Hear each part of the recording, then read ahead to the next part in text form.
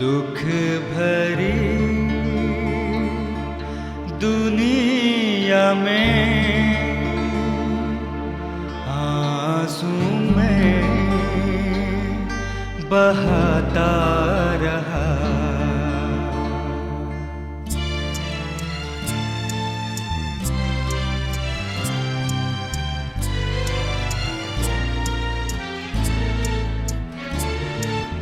दुख भरी दुनिया में आंसू में बहाता रहा।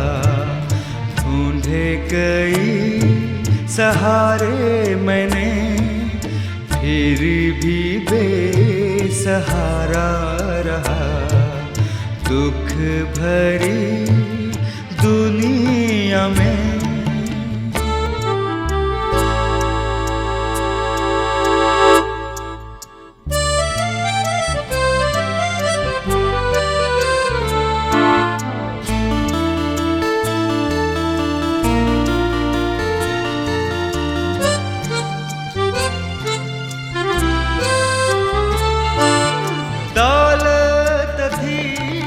सब कुछ था, ना थी खुशी दिल में मेरे। दौलत थी सब कुछ था, ना थी खुशी दिल में मेरे।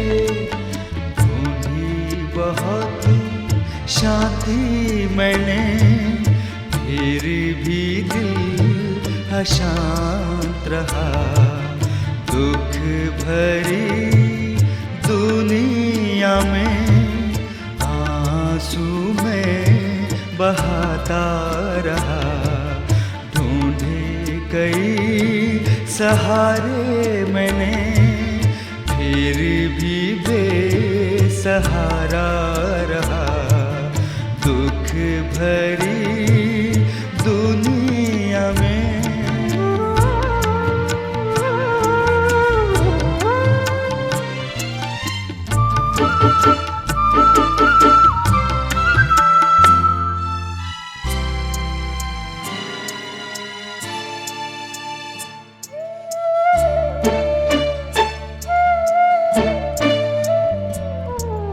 यीशु से ये ना देखा गया, आंसू को मेरे पोंछ दिया।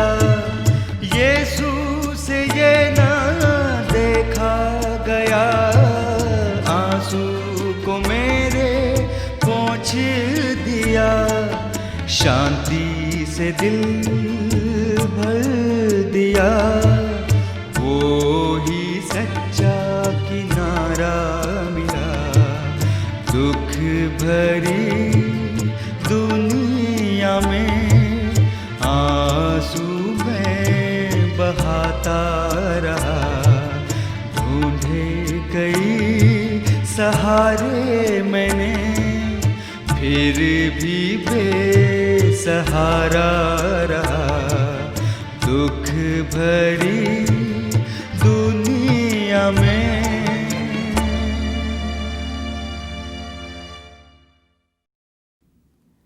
स्वागत है आप सबका इस कार्यक्रम में यीशु से मुलाकात।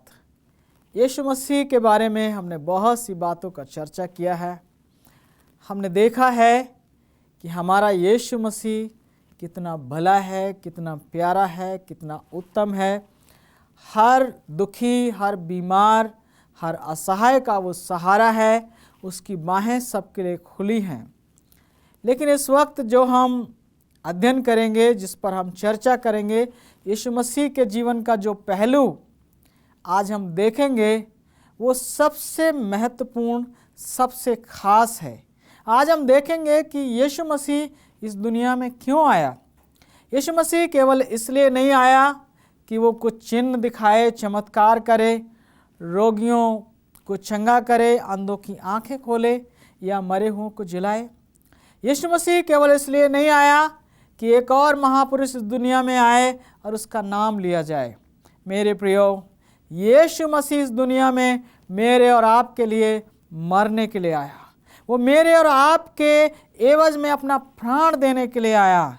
आज हम इसी विषय पर चर्चा करेंगे, अर्थात यीशु मसीह की मेरे और आपके स्थान में मौत। किसी ने कहा कि अगर मैं अकेला पापी होता तो भी यीशु मसीह इस दुनिया में मेरे लिए मरने के लिए आता। देखें ये कितना ज़्यादा महत्वपूर्ण है। मेरे साथ बागे अदन में चलें। जब परमेश्वर ने सुंदर संसार बनाया, एक बहुत ही खूबसूरत और खुशहाल परिवार इस दुनिया में उसने बागे अदन में रखा। आदम और हव्वा का परिवार, उनका जीवन खुशहाल था। परमेश्वर ने उनको वो सब कुछ दिया जिसकी उन्हें आवश्यकता थी। रहने के लिए सर्वोत्तम स्थान, खाने के लिए सर्वोत्तम फल, परमेश्वर की संगति और सहभागिता उन्हें हर दिन प्राप्त थी। दिन के ठंडे समय में परमेश्वर के साथ वो मुलाकात करते थे, अर्थात हर सुबह और हर शाम परमेश्वर उनके साथ साथ रहता था। मेरे प्रियो, जहाँ परमेश्वर है वहीं तो स्वर्ग है, अर्थात वो स्वर्ग में थे, आनंदित थे, खुशहाल थे। परमेश्वर ने जिस बागे अदन में उनको रखा, उस बाग में हर आवश्यकता की वस्तु को प्रभु ने उनके लिए तैयार किया और एक पेड़ लगाया जो खास पेड़ था, वो था जीवन का वृक्ष। उसके फल को जब तक वो खाते रहते वो कभी भी नहीं मरते। लेकिन दूसरा एक पेड़ परमेश्वर ने और लगाया, जो दूसरा विशेष वृक्ष था, वो था भले और बुरे के ज्ञान का वृक्ष। परमेश्वर ने कहा आदम और हव्वा से, तुम सारे पेड़ों के फल खाओ, आनंदित रहो, इस बाग की देखभाल करो, लेकिन ये जो विशेष पेड़ है जिसका नाम जो है भले और बुरे के ज्ञान का वृक्ष है, इसका फल तुम कभी मत खाना, क्योंकि जिस दिन तुम इसके फल को खाओगे उस दिन तुम निश्चय ही मर जाओगे। मेरे प्रियो, परमेश्वर हमसे प्यार करता है और वो प्यार करता है इसलिए उसने हमें स्वतंत्र इच्छा दी है। उसने आदम और हव्वा को रोबोट नहीं बनाया, कोई ऑटोमेटिक मशीन नहीं बनाया, बल्कि उन्हें एक आज़ादी दी कि वो चुनाव कर सकें कि वो परमेश्वर के साथ रहेंगे या परमेश्वर के साथ नहीं रहेंगे। इसमें एक बहुत बड़ी रिस्क थी जो परमेश्वर ने ली, एक बहुत बड़ा जोखिम लिया कि जब आदम और हव्वा यदि बुरे मार्ग को चुन लेंगे, आज्ञा उल्लंघन को चुन लेंगे, तो क्या तैयारी करनी है। और मेरे प्रियो, परमेश्वर ने बड़े प्यार से उनकी देखभाल की, उनको मौका दिया, और परमेश्वर के दूतों ने उन्हें आगाह किया कि लूसीफर है, शैतान है, जो उन्हें कभी भी आज्ञा उल्लंघन करने के लिए प्रेरित कर सकता है, जिसे आसमान से गिराया जा चुका है, जो कि स्वर्ग से निकाला गया है। उन्हें सावधान रहने की आवश्यकता थी, उन्हें साथ साथ रहना था। लेकिन ऐसा समय आया, एक दिन हव्वा जो है वो अकेली टहलती हुई वहाँ पहुँच गई जहाँ पर वो भले और बुरे के ज्ञान का वृक्ष था, और शैतान ने मौका देखा, वो सांप के रूप में जाकर पेड़ के ऊपर बैठ गया और उसने हव्वा से कहा, क्या परमेश्वर ने तुम्हें सारे पेड़ों के फल खाने से मना किया है? हव्वा ने कहा, नहीं, ऐसी बात नहीं है, इस बाग के सारे पेड़ों के फल हम खा सकते हैं, लेकिन इस विशेष वृक्ष जिसको भले और बुरे के ज्ञान का वृक्ष कहा गया है, इसका फल हम नहीं खाएंगे। इसका फल अगर हम खाएंगे तो हम मर जाएंगे। मेरे प्रियो, जब हव्वा ने ऐसा कहा तो शैतान ने, जो सांप के रूप में था, उसने कहा, तुम निश्चय ना मरोगे, बल परमेश्वर जानता है कि जिस दिन तुम इसके फल को खाओगे तुम्हारी आंखें खुल जाएंगी और तुम भले और बुरे का ज्ञान पाकर परमेश्वर के तुल्य हो जाओगे। मेरे प्रियो, शैतान हव्वा को बहकाने में कामयाब हो गया और हव्वा ने देखा कि ये जो फल है वो बहुत सुंदर है, चाहने योग्य है, उसको खाने से बुद्धि मिलेगी, और उसने तोड़कर खाया और ले जाकर अपने पति को दिया और उसने भी खाया। और जब इन दोनों ने इस फल को खाया तो परमेश्वर की संगति उनको छोड़कर चली गई। उन्हें एहसास हुआ कि वो नंगे हैं, और फिर उन्होंने अंजीर के पत्ते तोड़कर अपने लिए लंगोट बना लिए, और जब परमेश्वर उनसे मिलने के लिए आया तो वो छिप गए। मेरे प्रियो, ये है मनुष्य का पतन। जो पतन हो गया, इस पतन के लिए परमेश्वर ने इमरजेंसी में तैयारी कर रखी थी। पिता, पुत्र और पवित्र आत्मा इसके लिए तैयार थे। यीशु मसीह ने अपने आप को तैयार कर रखा था कि हे पिता, यदि आदम और हवा पाप करेंगे, आज्ञा उल्लंघन करेंगे और पाप की मौत जो है, पाप की जो सज़ा है, जो मौत है, उसको मैं लेने के लिए तैयार हूँ। मैं इनके एवज में अपनी जान को देने के लिए तैयार हूँ। और मेरे प्रियो, जब परमेश्वर उनके बीच में आया, उनसे मुलाकात करने के लिए आया, तो पुकारा, हे आदम तू कहाँ है। आदम और उसकी पत्नी छिपे हुए थे और कहने लगे कि हम नंगे हैं, इसलिए हम छुप गए। आदम और हवा नंगे नहीं थे, लेकिन उन्होंने तो अंजीर के पत्तों से लंगोट बना रखे थे।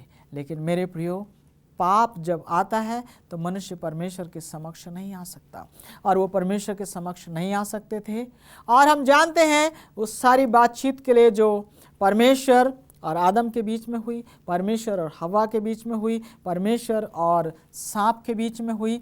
परमेश्वर ने इस पृथ्वी को शापित किया, हवा को भी दंड दिया, सांप को भी दंड दिया, और उनको बागे अदन से निकाल दिया। आदम और हवा को बागे अदन से निकालने से पहले परमेश्वर ने उनके नंगेपन को ढकने के लिए, उनके पाप को ढकने के लिए 2 मेमने बलिदान किए।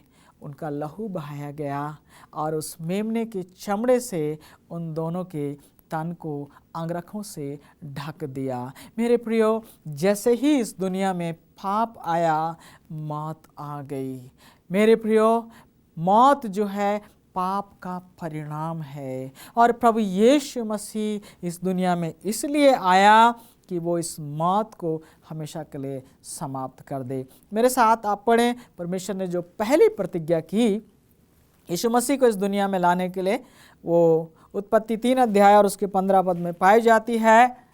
और वहाँ पर परमेश्वर ने कहा, मैं तेरे और इस स्त्री के बीच में और तेरे वंश और इसके वंश के बीच में बैर उत्पन्न करूँगा, और वो तेरे सिर को कुचल डालेगा और तू उसकी एड़ी को डसेगा। परमेश्वर ने प्रतिज्ञा की कि यीशु मसीह इस दुनिया में आएगा, स्त्री से पैदा होगा और वो सांप के सिर को कुचल डालेगा। बहुत बड़ी प्रतिज्ञा दी।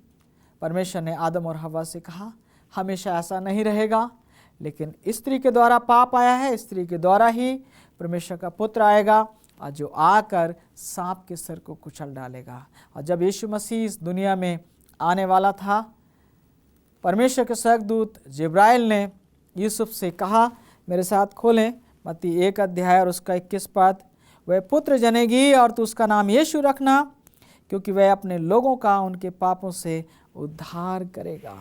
यीशु मसीह लोगों के पापों से उद्धार करने के लिए आया। बहुत से लोग कहते हैं कि आप पाप करते रहिए, आपका उद्धार हो गया। ऐसी बात नहीं। यीशु मसीह हमें पापों से उद्धार करने के लिए आया। पापों में उद्धार करने के लिए नहीं, बल्कि पापों से अलग करके हमारा उद्धार करने के लिए आया। और आज का विषय जो है वो यही है जो हमारे और आपके सामने है। मेरे साथ निर्गमन 12 अध्याय में आप चलें, और वहाँ पर इस्राएलियों का मिस्र से निकलने का वर्णन है। वहाँ पर मेमने के बलिदान होने का वर्णन है। और 12 अध्याय निर्गमन के 5 पद में लिखा हुआ है, तुम्हारा मेमना निर्दोष और 1 वर्ष का नर हो। परमेश्वर ने ये ठहराया कि इंसान जब तक कि मसीह यीशु न आए, परमेश्वर का मेमना बन के न आए, तब तक वो मेमने का लहू बहाए और उनके पाप जो हैं वो ढांपे जाएं। इस तरह से परमेश्वर निरंतर उनको याद दिलाता था कि तुम जो पापी हो, तुम्हारे कारण ये मेमना मर रहा है, और एक दिन परमेश्वर का पुत्र मेमना बन के आएगा और वो उनके लिए अपनी जान को कुर्बान करेगा। तुम्हारा मेमना निर्दोष हो, तुम्हारा मेमना निष्पाप हो। मेरे प्रियो, इससे पहले कि मसीह यीशु मेरे और आपके लिए मरे, ये ज़रूरी था कि वो ऐसा जीवन जिए जो निर्दोष जीवन हो, जो निष्पाप जीवन हो, जिसमें कोई कमी और कोई घटी ना हो। तभी तो वो हमारे लिए मर सकता था। अगर वो भी हमारे समान पापी होता तो वो हमारे लिए नहीं मर सकता था, क्योंकि एक पापी दूसरे पापी का बोझ नहीं उठा सकता, एक पापी दूसरे पापी के लिए अपनी जान नहीं दे सकता, लेकिन केवल एक धर्मी जन ही किसी के पाप का बोझ जो है उठा सकता है। जिस प्रकार से हमारी अदालतों में एक धर्मी जन जो है एक गुनहगार की ज़मानत ले सकता है, ठीक उसी प्रकार से हमारा यीशु मसीह जो है वो बेगुनाह था। मेरे साथ आप यूहन्ना 1:29 में चलें और वहाँ पर आप पाते हैं कि जो यूहन्ना बपतिस्मा जाता है वो यीशु मसीह का परिचय किस प्रकार से कराता है। देखो, ये परमेश्वर का मेमना है जो जगत का पाप उठा ले जाता है। जब मसीह यीशु इस दुनिया में आया, उसका परिचय कराया गया। ये परमेश्वर का वो मेमना है जो जगत के पापों को उठा ले जाता है। कितना अच्छा ये विषय है, कितनी महान ये बात है कि हमारा प्रभु यीशु मसीह हमें बचाने के लिए इस दुनिया में आया, हमारे लिए मरने के लिए वो आया, वो परमेश्वर का मेमना बन के आया। यूहन्ना कहता है ये है परमेश्वर का मेमना जो सारे जगत के पापों को उठा ले जाता है। दुनिया में बहुत आए लेकिन हमारे लिए मरने के लिए कोई नहीं आया। दुनिया में बहुत आए लेकिन पापियों को बचाने के लिए कोई नहीं आया, केवल यीशु मसीह आया। और वो कहता मार्ग, सत्य और जीवन मैं ही हूँ, बिना मेरे द्वारा कोई पिता के पास नहीं पहुँच सकता है। आइए हम इस विषय में और आगे बढ़ेंगे और हम यूहन्ना 10 उसके 11 में जाएंगे और वहाँ पर यीशु मसीह कहता है मैं सच्चा चरवाहा हूँ और सच्चा चरवाहा अपनी भेड़ों के लिए अपना प्राण दे देता है। प्रभु यीशु मसीह ही हमारा सच्चा चरवाहा है। प्रभु यीशु मसीह ही हमारा वो प्रभु है जिस पर हम विश्वास कर सकते हैं। कोई और हमारा सच्चा चरवाहा नहीं है, कोई और हमारी देखभाल नहीं कर सकता है। और वो सच्चा चरवाहा हमारे लिए मरने के लिए इस दुनिया में आया। ये यीशु से मुलाकात का एक पहलू है जिस पर आप और हम विचार कर रहे हैं। मेरे प्रियो, हम मत्ती 16:21 में जाएंगे और वहाँ पर हम देखते हैं कि हमारा यीशु मसीह जानता था कि उसने एक दिन मरना है। मत्ती 16:21 आप मेरे साथ खोलें, आपके पास बाइबल है तो। मत्ती रचित सुसमाचार उसका 16:21। उस समय से यीशु अपने चेलों को बताने लगा, अवश्य है कि मैं यरूशलेम को जाऊं और पुरनिये और प्रधान याजकों और शास्त्रियों के हाथ से बहुत दुख उठाऊं और मारा डाला जाऊं और तीसरे दिन जी उठूं। प्रभु यीशु मसीह जानता था कि वो मारा जाएगा।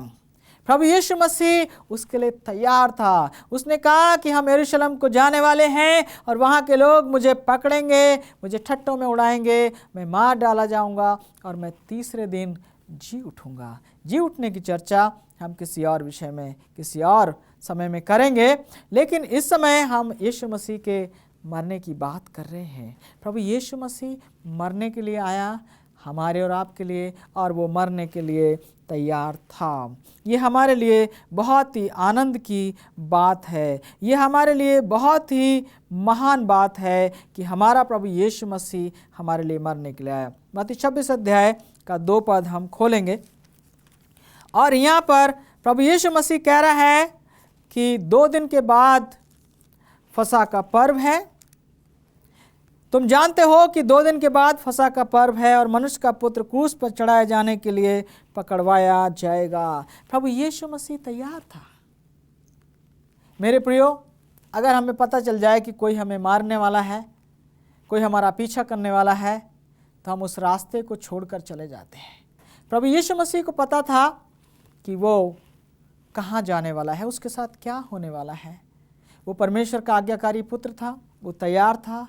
उसे पता था कि इस कष्ट को सहने के बाद मेरे द्वारा मनुष्य के उद्धार का रास्ता खुल जाएगा। मनुष्य जो है वो उद्धार प्राप्त कर लेगा, परमेश्वर के निकट आ जाएगा, उसके पाप जो हैं वो धुल जाएंगे।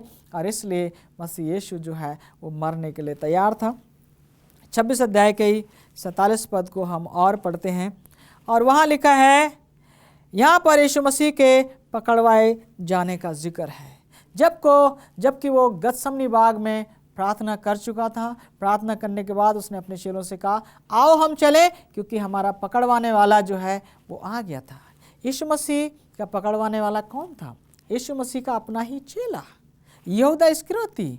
उसने उन लोगों से जो यीशु मसीह के दुश्मन थे, जो यीशु मसीह को प्यार नहीं करते थे, यीशु मसीह को पसंद नहीं करते थे, वादा किया कि अगर तुम मुझे चांदी के 30 सिक्के दोगे तो मैं उसे तुम्हें पकड़वा दूंगा। उसने उनसे कहा कि तुम मेरे साथ साथ आओ, जिसे मैं चूमूं उसी को तुम पकड़ लेना। क्योंकि यीशु मसीह के चेले और यीशु मसीह एक जैसे दिखाई देते थे, और इसलिए भीड़ को रात में शायद ये पता ना चले कि हमने किसको पकड़ना है। यहूदा इस्करियोती आया, उसने यीशु मसीह को नमस्कार कहा, हे रब्बी नमस्कार, और उसे बहुत चूमा। मेरे प्रियो, यीशु मसीह ने अपने इस चेले के प्रेम को अस्वीकार नहीं किया, जबकि वो झूठा था। और यीशु मसीह को पकड़ लिया गया। पकड़ने के बाद उसको बांध कर ले गए, हम जानते हैं। और बांध कर जब ले गए तो महासभा के सामने उसको खड़ा किया, और बहुत से झूठे गवाहों को लाते रहे, बहुत से झूठे गवाह खड़े होते रहे, लेकिन कोई भी गवाही सच न ठहरी, कोई भी गवाही सच न ठहरी। तो महायाजक जो है वो कहने लगा कि मैं तुझे परमेश्वर की शपथ देता हूँ, कह दे क्या तू परमेश्वर का पुत्र मसीह है? यीशु मसीह ने कहा, हाँ मैं हूँ। यीशु मसीह ने इस बात का इनकार नहीं किया कि वो परमेश्वर का पुत्र मसीह है। और मेरे प्रियो, ये एक ऐसी सजा थी जो किसी व्यक्ति को इसलिए मिली हो कि वो अपने बारे में क्या कहता है, ना कि ये कि वो क्या करता है। प्रभु यीशु मसीह के बीच में जीवन में कोई भी दोष नहीं पाया गया। कोई भी झूठा गवाह भी यीशु मसीह को दोषी नहीं ठहरा सका। कितनी महान बात है, इसको अपने ध्यान में रखिए, क्योंकि परमेश्वर का जो मेमना है उसको निष्पाप होना आवश्यक है, और हमारा प्रभु यीशु मसीह निष्पाप था। उसको पकड़कर वो पिलातुस के पास ले गए। पिलातुस ने जब उसको देखा, उससे बातचीत की, और उसने कहा कि मैं इसमें कोई दोष नहीं पाता हूँ, इसने कोई गलती नहीं की है, इसने कोई पाप नहीं किया है, मैं इसको कैसे सलीब के ऊपर चढ़ा दूँ। मेरे प्रियो, पिलातुस ने उसको हेरोदेस के पास भी भेजा। हेरोदेस भी उस समय वहीं था। पिलातुस और हेरोदेस दोनों उस समय दुश्मन थे, लेकिन वो मित्र हो गए। हेरोदेस ने भी यीशु मसीह को देखा और उससे बातचीत की, उसको ठट्टों में उड़ाया, लेकिन उसके ऊपर कोई भी दोष साबित नहीं कर सका। दोबारा वो पिलातुस के पास लाया गया। पिलातुस ने एक और कोशिश की। उनके पर्व का समय था, और पर्व के समय पिलातुस जो हाकिम था वो एक कैदी को आज़ाद किया करता था। जब पिलातुस जो है यीशु मसीह के मुकदमे को देख रहा था, बातचीत कर रहा था, उसकी पत्नी ने एक चिट्ठी भेजी कि इस धर्मी के विषय में हाथ मत डालना, क्योंकि मैंने सपने में आज रात उसके कारण बहुत दुख उठाया है। ये धर्मी मनुष्य है। इसलिए पिलातुस ने क्या किया, उसने एक और डाकू था, एक और बहुत ही खूंखार व्यक्ति था, उसका नाम बरब्बा था, उसको यीशु मसीह के सामने लाकर साथ में ला के खड़ा किया और लोगों से कहा कि इन दोनों में से तुम किसको चाहते हो कि मैं तुम्हारे लिए छोड़ दूं, किसको मैं आज़ाद कर दूं। मेरे प्रियो, जो महायाजक थे, जो शास्त्री लोग थे, उन्होंने भीड़ को बहकाया, उकसाया, तुम बरब्बा को मांग लो। पिलातुस सोच रहा था कि यीशु मसीह ने तो इनकी आंखें खोली हैं, यीशु मसीह ने तो इनके साथ भलाइयाँ की हैं, यीशु मसीह ने इनके मुर्दों को जिलाया है, लेकिन बरब्बा ने इनके साथ बहुत बुराइयां की हैं, इनको लूटा है, इनको मारा है, इनको काटा है, इसलिए शायद कोई बरब्बा को नहीं मांगेगा। लेकिन लोगों ने बरब्बा को मांग लिया। पिलातुस ने कहा कि ये निर्दोष है, मैं आप सबके सामने हाथ धोता हूँ, मेरा इसके लहू में कोई हिस्सा नहीं है। लोगों ने कहा इसका लहू हम पर और हमारी संतान पर हो। और वहाँ पर पिलातुस ने यीशु मसीह को दे दिया कि वो सलीब पर टांगा जाए। हमारा प्रभु यीशु मसीह जो रात भर परेशान था, उसको जगह ब जगह ले जाया गया। वो एक मेमने के समान शांत रहा और वो अपमानित होता रहा, वो सारे मार को खाता रहा, कोड़ों को खाता रहा, लेकिन उसने मुंह तक ना खोला और वो अपनी सलीब को उठाकर चलने लगा। मेरे प्रियो, और वो चल न सका, फिर किसी और व्यक्ति को शमौन कुरैनी को पकड़ा गया, जिसके कंधे पर वो सलीब लटकाई गई, कंधे पर उसकी सलीब रखी गई। शमौन उस सलीब को लेकर गया और जब वो गोलगता नाम पर पहुँचे और वहाँ पर ले जाकर गोलगता पहाड़ी पर उसको ले जाकर उन्होंने सलीब पर ठोक दिया। और जब हमारा प्रभु यीशु मसीह सलीब पर टंगा हुआ था, वो प्रार्थना कर रहा था, हे पिता इन्हें क्षमा कर, क्योंकि ये नहीं जानते कि क्या करते हैं। मेरे प्रियो, जब वो कष्टों में था उस समय भी उसे दूसरों की चिंता थी, उस समय उसे हमारी चिंता थी। मेरे प्रियो, उस समय उसने अपनी माँ के लिए भी चिंता को जाहिर किया और अपनी माँ से कहा यूहन्ना के लिए, हे नारी ये तेरा पुत्र है, और यूहन्ना से कहा ये तेरी माँ है। मेरे प्रियो, हम देखें कि हमारा प्रभु यीशु मसीह मरने के लिए आया। मरने से वो भयभीत नहीं था। जब वो सलीब पर टंगा हुआ था और उसने पुकार कर कहा पूरा हुआ, और ऐसा कहकर उसने अपने प्राण त्याग दिए। पूरा हुआ में सब कुछ शामिल है। मेरा उद्धार का कार्य पूरा हुआ, आपके उद्धार का कार्य पूरा हुआ।